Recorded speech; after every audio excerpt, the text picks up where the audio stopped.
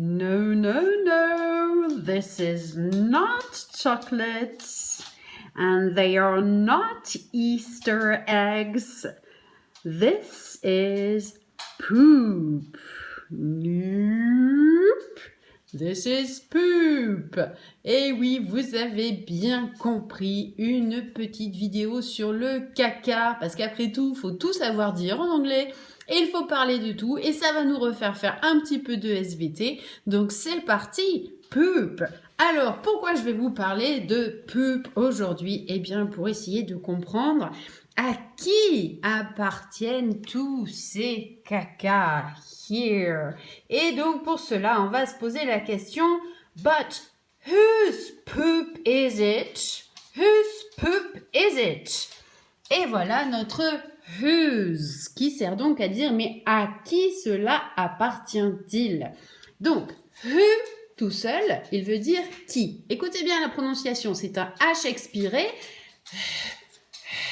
Et ensuite, on fait who, who, who. Surtout pas who, hein, on est d'accord? Who, who. Et donc, si on lui ajoute ce z à la fin, cela fait whose, whose, whose. Et cela veut dire à qui.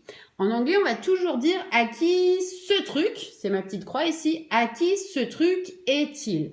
Donc là, on va dire whose poop is it? Whose poop is it? À qui est-ce? Whose poop is it? À qui cela appartient? Whose poop is it? Ce petit S ici, qui s'est collé sur notre qui, nous allons le retrouver dans notre réponse avec notre apostrophe S ici, que je vais vous balader ensuite pour faire nos réponses.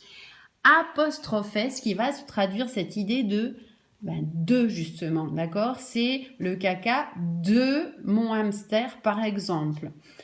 Donc, it's, si je donne l'exemple, un caca de hamster. It's hamster's poop. C'est du caca de hamster. It's hamster's poop.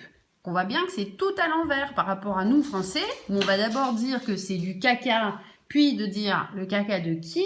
Eh bien, l'anglais va d'abord nous dire c'est au hamster, le caca. It's hamster's poop.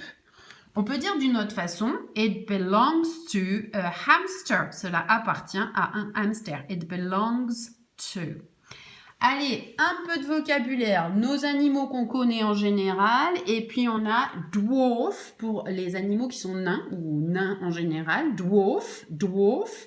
On prononce W-A avec le son O en fait, hein, dwarf.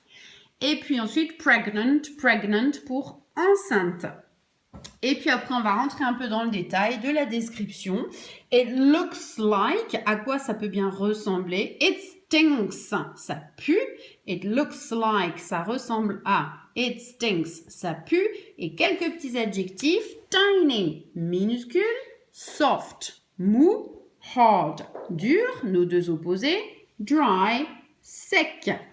Allez, à tout de suite pour faire des phrases et répondre à cette énigme.